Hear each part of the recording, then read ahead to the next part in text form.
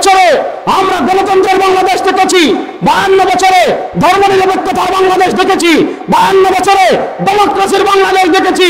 খুন বন্ধ হয় নাই, গুম বন্ধ হয় নাই, ঘুষ বন্ধ হয় নাই, ডাকাতি বন্ধ হয় নাই, চুরি বন্ধ হয় নাই। এবারে আমরা আর কোনো বাংলাদেশ দেখতে চাই না। এবারে বাংলাদেশ আমরা ইসলামের বাংলাদেশ দেখতে চাই।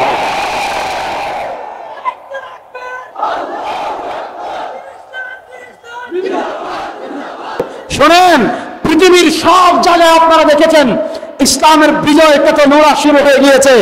আজকে আপনারা সুসংবাদ পেয়ে গিয়েছেন, আপনারা সিরিয়া ইসলামের পতাকা উড্ডীন হয়ে গিয়েছে, আফগানিস্তানে উড্ডীন হয়ে গিয়েছে, বাংলাদেশ থেকে হাসিনা পালিয়ে গিয়েছে। সময় আর বেশি দিন বাকি নয়, দিল্লির লাল কেল্লায় আবার কালেমার পতাকা উড়বে, আবার কালেমার পতাকা উড়বে ইনশাআল্লাহ।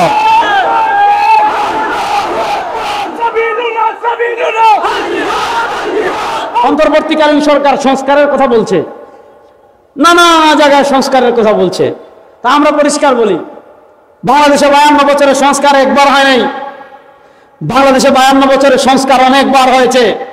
সংস্কার হয়েছে, পরিবর্তন হয়েছে, ক্ষমতার পরিবর্তন হয়েছে, চেয়ারের পরিবর্তন হয়েছে, নেতার পরিবর্তন হয়েছে, শাসকের পরিবর্তন হয়েছে, কিন্তু দেশের মানুষের ভাগ্যের পরিবর্তন হয়? এদেশের মানুষের ভাগ্যের পরিবর্তন হয়? আমরা অন্তর্বর্তীকালীন সরকারকে বলবো, শুধু অন্তর্বর্তীকালীন সরকার না, আপনাদেরকেও বলবো, আপনারা এই দাবি তুলেন যে আপনি সংস্কার করতে চান।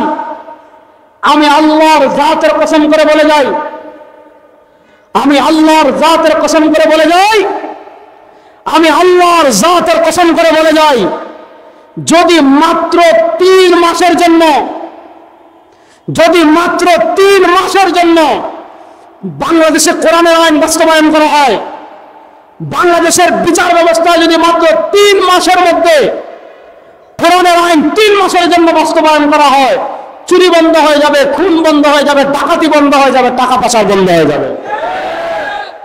কিন্তু তারা চায়, তারা আমাদেরকে এতদিন ধরে এটাই শিখিয়েছে যে ইসলাম মানে মাজারে পড়ে থাকবা, ইসলাম মানে মসজিদে থাকবা, ইসলাম মানে খানকায় থাকবা, ইসলাম মানে মাদ্রাসায় থাকবা, মানে এই 4 দেয়ালের ভিতর ইসলামকে সীমাবদ্ধ করবা।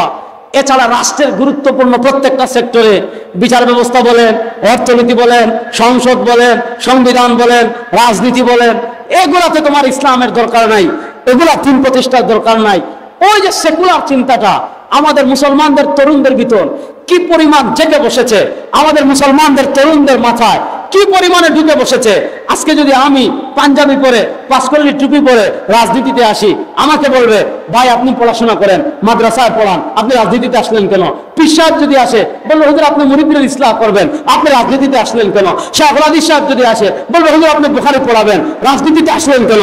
শুনেন, ইসলাম শুধু কিতাব পড়ানোর জন্য আসে নাই, ইসলাম শুধু আধ্যাত্মিকতা শেখানোর জন্য আসে নাই, ইসলাম শুধু নামাজ আর রোজা ইবাদত করার জন্য আসে নাই। হ্যাঁ, নামাজ রোজা ইসলামের গুরুত্ব, নামাজ আছে ইসলামে, যেমন রোজা আছে ইসলামে, যেমন হজ আছে ইসলামে, যেমন যাকাত আছে ইসলামে, যেমন তালিম আছে ইসলামে, যেমন রাষ্ট্র পরিচালনা আছে না নাই?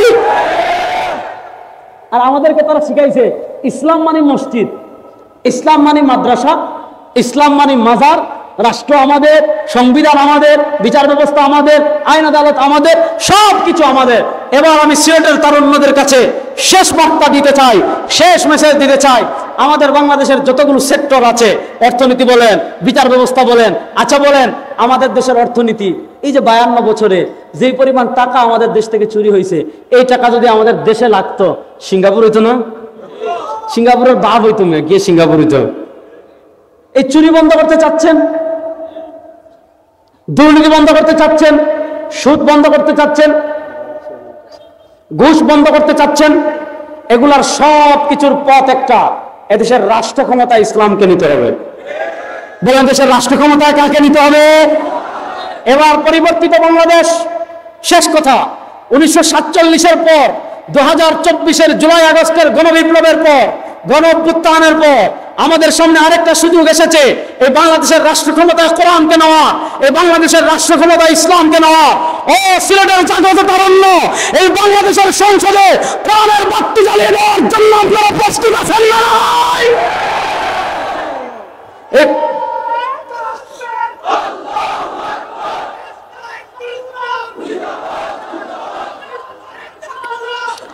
কথা বলে যাই, আমরা নানা তন্ত্র মন্ত্র দেখেছি, নানা তন্ত্র মন্ত্র দেখেছি।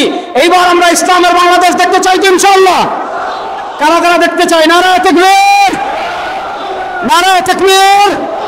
সুতরাং এইবার নির্বাচনে ইনশাআল্লাহ বাংলাদেশের আলেমরা যদি ঐক্যবদ্ধ হয়ে ইসলাম প্রতিষ্ঠার ডাক আপনারা দেন, সিলেটের মাটি থেকে যেমন গৌরবিন্দের পতন হয়েছে, সিলেটের মাটি থেকে কোরআনের সংসদে কোরআন বাস্তবায়নের ডাক যদি আলেমরা ঐক্যবদ্ধভাবে দেন, আলেমদের সাথে থাকার জন্য আপনারা প্রস্তুত আছেন তো ইনশাআল্লাহ?